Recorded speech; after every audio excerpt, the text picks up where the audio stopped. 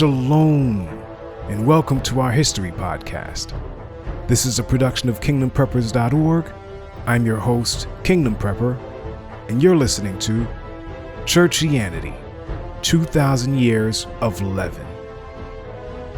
We continue with our history. Part 17, The Carolingians. In Francia, the land of the Franks, the mightiest of all the barbarian kingdoms, a king named Clovis had risen to power and united them, thus expanding the Merovingian dynasty, named after a 5th century Frankish ruler, Merovius, also known as Merovech, the grandfather of Clovis. We touched on Clovis's reign in episode 11. As a final act, Clovis divided his kingdom between his 4 sons, who successfully completed their father's work of conquering all of Gaul, which extended to Burgundy and Provence. But infighting among the 4 brothers followed. With the death of his 3 brothers, Clothar gained control of Clovis's kingdom, but he too divided it as an inheritance among his 4 sons, who were established in 4 capital cities. One of the sons, who was king of Paris, a city among the 4 capitals, died, leaving Neustria in the western Frankish territory, Germanic Austrasia in the eastern portion, and Burgundy, with its capital in Orleans. During the 7th century, the Frankish kingdom was in serious decline, but Clothar's grandson, Clothar II, managed to unite the kingdom once more, and he was succeeded by a powerful ruler, his son Dagobert. But thereafter, the Merovingian dynasty would finally lose steam. What followed was a series of juvenile do-nothing kings, as they were famously labeled. Because of their age and inexperience, these young kings forced the creation of a new office, the mayor of the palace, taken up by the chief officials of each royal household. The mayors of Neustria, Austrasia, and Burgundy soon superseded the authority of the kings and made the 3 regions more independent. In time, the mayors of Austrasia became a hereditary office, much like a royal dynasty, but their authority was still checked by a collection of nobles.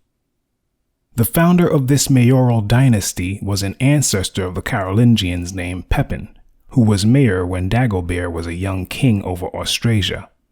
When Pepin's son Grimoald became mayor in his stead, he made a vain attempt to seize the throne of the Merovingian king, but the Austrasian nobility thwarted his efforts and had him executed. Though the kings were weak, they were not to be deposed. Of this, Professor Thomas F. Madden says, "The kings of the Franks were a family which historians refer to as the Merovingians, and these kings were completely powerless and had been powerless for a long time. But Frankish law or Germanic law did not allow someone to depose these kings because from a Germanic perspective, the kingship of these kings was in their blood. They were born with this special royal blood, and getting rid of them would be bad." In 687, Pepin's grandson, Pepin II, became mayor of the palace and amassed near absolute power in his position. Pepin II further consolidated his power by warring with the rival mayor of Neustria, whom he defeated in a battle that marked the end of Merovingian opposition.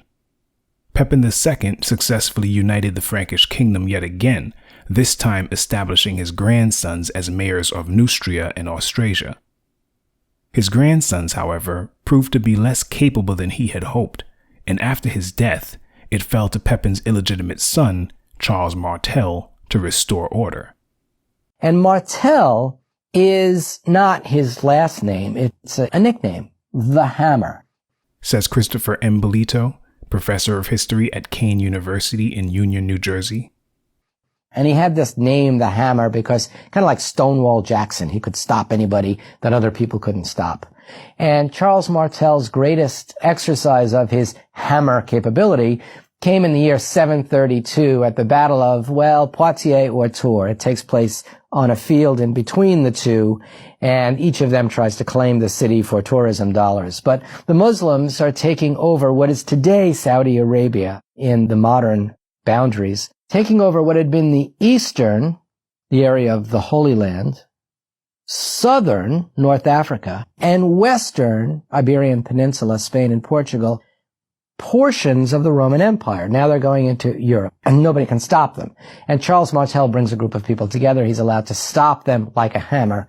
They fall back over the Pyrenees, and then the story of medieval Spain and Portugal from 732 to 1492 is the story of what's called the Reconquista, the Spanish Catholics pushing the Muslims out.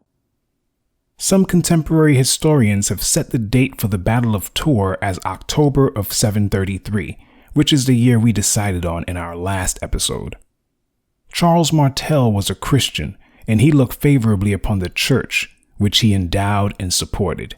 He even encouraged Anglo-Saxon missionary efforts to the north, in the hopes of converting yet more barbarians to the Catholic faith, in this case, Germans in Thuringia. On the other hand, he viewed himself as the head of the Frankish Church, which was a direct challenge to the authority of the Bishop of Rome, the Pope. But he controlled lands that supported warriors and soldiers who were the church's main line of defense, so who was going to argue with Charles Martel? Though he was not a king in name, he still held the office of mayor of the palace. Charles Martel ruled like his father Pepin II. To listen to the full audio of this podcast, or to download a free MP3 version, visit our website, kingdompreppers.org, by clicking the link in the description, and journey with us on this important historic odyssey.